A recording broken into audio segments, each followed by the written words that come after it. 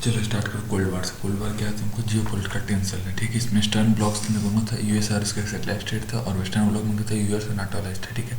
1947 में स्टार्ट हुआ, 1991 तक चला ये, ठीक है। अब देख लो इसको कोल्ड क्यों बोलते हैं, इसमें डायरेक्ट वार नहीं था, इसमें कौन से थे, कहाँ कहाँ हुआ, कोरिया, वियतनाम, अफगानिस्तान में, और 3 थर्ड पार्टी को सप्लीमेंट कर दी।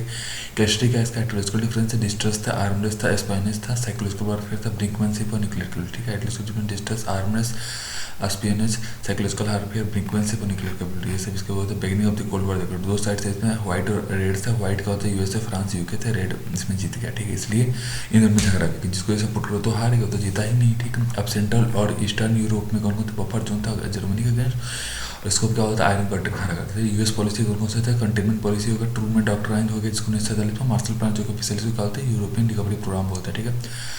इसने क्या किया, टॉर्न वेस्टर्न यूरोप को इसने एड्स देना, मतलब पैसे देना स्टार्ट किया, ठीक है। बर्लिन ब्लॉकेट देखो 1948 में था, इसमें स्टालिन ने क्या किया, ब्लॉकेट लगा दिया बर्लिन में। 1950 में जर्मनी ऑफिशियली स्प्लिट हो गया 2 कंट्री में, ठीक है। कंसिक्वेंस ऑफ बर्लिन ब्लॉकेट देखो, नाटो बना इससे 1950 में।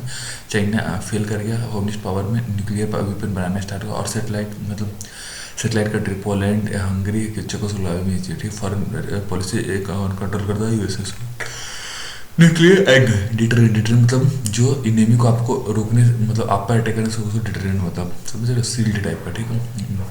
ठीक है। प्रॉक्सी कोरियन वार के 38 पहले से कर दिया गया, नॉर्थ को बैक कर दो यूएसएसआर, और पीआर से चाइना करता है, साउथ को तो पता ही है, ठीक है। डोमिनेट फेट करता है कि अगर एक कम्युनिज्म में हो गया तो बाकी सब में भी कम्युनिज्म है, ठीक है। वेरियस डिकेट से कोल्ड वॉर गया, स्टालिन 1953 में स्टालिन मर गया। 1955 में वार्सा फॉर्म गया, यूएसआर ने सीएम वो कर दिया, सीएसटी बोलते हैं ना, सेंट्रल कुछ करके, मतलब नाटो के अगेंस्ट एक ऑर्गेनाइजेशन बना, ठीक है। स्पेशल स्टार्ट हो गया, ठीक है। अभी देख लो 1956 में हंगेरियन रेवोल्यूशन को क्रश कर दिया यूएसएसआर के द्वारा। 1956 में सुएज क्राइसिस हुआ, ठीक है। सुएज क्राइसिस है कि मेडिटेरियन सी को रेड सी से जोड़ता है, इजिप्ट ने कंट्रोल ले ली फोर्सफुली, और यूके, फ्रांस और इजराइल मिलकर अटैक करते हैं इजिप्ट, जिसके लिए अमेरिका गुस्सा हो गया, ठीक है, याद रखना, ठीक है। नॉन अलाइड मूवमेंट देखो, इंडिया, इंडोनेशिया, इजिप्ट, यूगोस्लाविया, इन्होंने मिलकर स्टार्ट किया था। इनको थर्ड वर्ल्ड ऑर्डर बोलते हुए 1947 तक हुआ था, ठीक है। सेकेंड वर्ल्ड कंट्री में कौन सा ईस्टर्न ब्लॉक में कम्युनिस्ट आते हैं, ठीक है। थर्ड वर्ल्ड तो पता ही, नॉन अलाइड मिक्स होती है। 1960 में बर्लिन वार गिर गया, बर्लिन बने 1961 में, ठीक है। 1962 में क्यूबन मिसाइल क्राइसिस हुई, जिसमें फेडरल कास्ट्रो पावर में लेते हैं, बैलिस्टिक न्यूक्लियर मिसाइल को इसे तैनात कर देता है। यूएसए ने ब्लॉक कर दिया इंटायर क्यूबन आइलैंड को, और डिनाइड कर दिया पैसेज को किसी भी सोवियत शिप को इंटर करने से, ठीक है। अभी देखो सीनो चाइना, ये देखो सोवियत स्प्लिट की बात करता है 1912 में, सीनो चाइना का मतलब सोवियत स्प्लिट हो गया, ठीक है। 1968 में कहा तो प्राग स्प्रिंग क्रस्ट हुआ, इसको सर ने कर दिया, ठीक है। 1963 में साल्ट टॉक वन, ये डिटेन यूएसए और यूएसआर के साल्ट मतलब स्ट्रेटेजिक आर्म्स लिमिटेशन टॉक, जो कि यूएसए और यूएसआर के बीच में हुआ था, सॉल्ट टैक, ठीक है। स्टार वार में क्या था, USA thought of strategic defence initiative plan ताकि इक्विप करे सैटेलाइट को न्यूक्लियर मिसाइल से, ठीक है। स्टार वार में क्या होता है, यूएसए स्ट्रेटेजिक इनिशिएटिव प्लान है जो कि इक्विप करे सैटेलाइट को न्यूक्लियर मिसाइल से, ठीक है। 1963 में large NATO military less अर्बल arc जो कंडक्ट कर दिया गया यूरोप में, ठीक है। लार्ज नाटो ऐसा अब लगा जिसको कंडक्ट किया यूरोप में, और 1950 में मिखाइल गोर्बाचोव ने इंड कर दिया, ठीक है। इंड ऑफ कोल्ड वॉर देख लो, उसकी रिफॉर्म का ग्लासनोस्ट पेरेस्ट्रोका बोलते हैं। ग्लासनोस्ट मतलब सिविल रिफॉर्म जिसमें फ्रीडम ऑफ स्पीच आते हैं, पेरेस्ट्रोका मतलब पॉलिटिकल इकोनॉमिक रिफॉर्म जिसमें रिस्ट्रक्चरिंग परफॉर्मेशन आता है, ठीक है।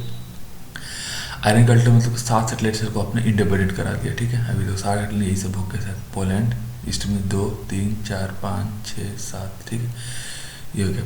ईस्टर्न ये सब सैटेलाइट स्टेट यही सब है, देख लो उनको सब कहते हैं हमको east Africa, Poland, Czechoslovakia, Hungary, Romania, ठीक है। यूगोस्लाविया नहीं है, पहले ये निकल गया था, ठीक है। अभी देख लो 15 अलग अलग टेरिटरी में टूट गया, ठीक है। अभी देख लो अब इसमें कुछ काम का है, यूनिपोलर वर्ल्ड हो गया, सबको पता ही है सबको, ठीक है। अभी तो डिसग्रेडेशन है, union of Soviet union legislative, पहले एक हुआ था union of Soviet socialist Soviet जो लेजिस्लेटिव बॉडी था, इसमें 12 सब नेशनल सोवियत थे, इसमें 5 के प्लान बनाते थे, ठीक है। कॉज ऑफ स्पेस रेस हो गया, फर्स्ट सेटेलाइट से स्पुटनिक हो गया, अवॉइड के म्यूचुअली एसिड डिस्ट्रक्शन को कर दिया गया, ठीक है। सपोर्ट के वियतनाम और नॉर्थ कोरिया का मुजाहिदीन क्या एंटी कम्युनिस्ट है, ठीक है।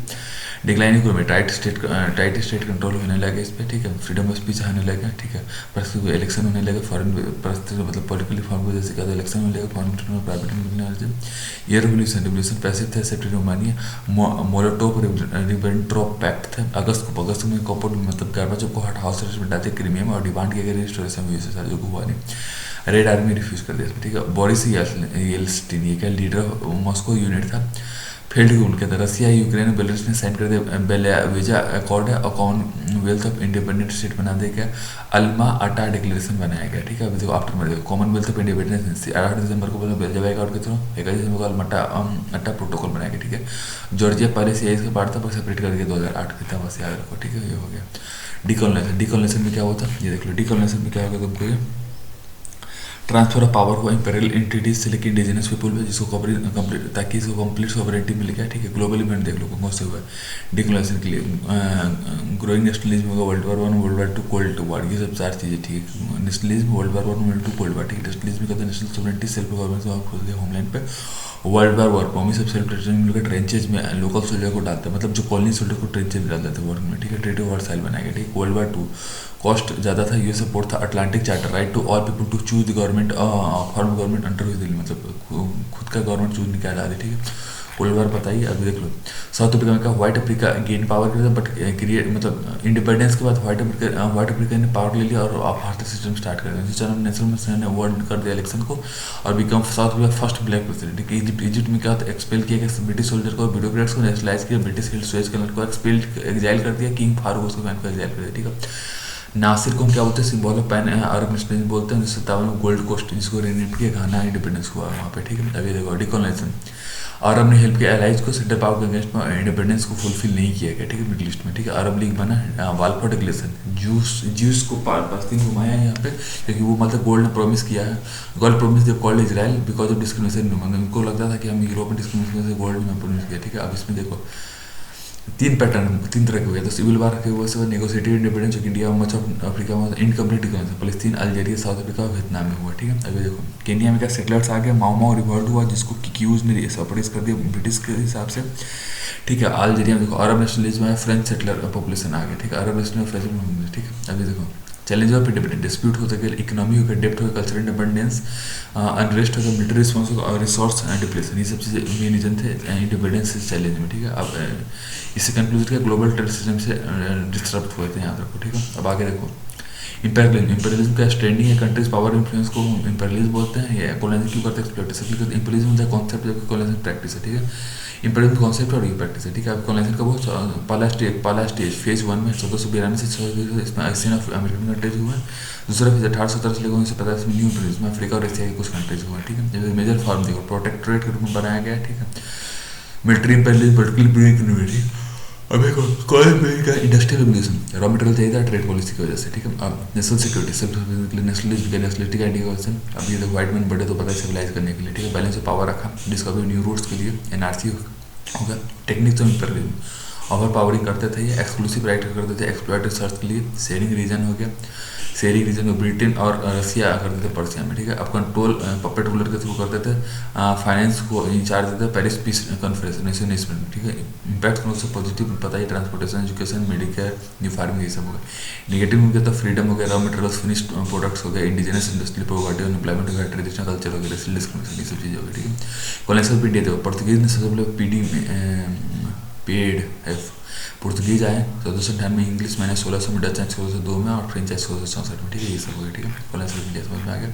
फर्स्ट ओपियम हुआ, ब्रिटिश ने सोल्व कर दिया ओपियम को चाइना से। ट्रीटी ऑफ नॉन किंग 1842 में स्टार्ट हुआ, ताइपिंग रेवोल्यूशन 1852। फिर सुनो ओपियम को ब्रिटिश ने सोल्व किया ट्रीटी ऑफ नॉन किंग 1842 में, ताइपिंग रेवोल्यूशन 1854 में। सेकेंड ओपियम वार में ज़्यादा पोर्ट्स को चाहिए था, ब्रिटिश और फ्रांस ने कैप्चर कर दिया कंटेंट को 1967 में। ट्रीटी ऑफ पेकिंग 1860 में, ठीक है। बॉक्सर विलियन, ये क्या क्रिश्चियन का अगेंस्ट हुआ 1899 में, ठीक है। बॉक्सिंग में 1899 में क्रिश्चियन का अगेंस्ट, इतना याद है, ठीक है। अब इसमें और कुछ काम का है नहीं, हो गया बस खत्म।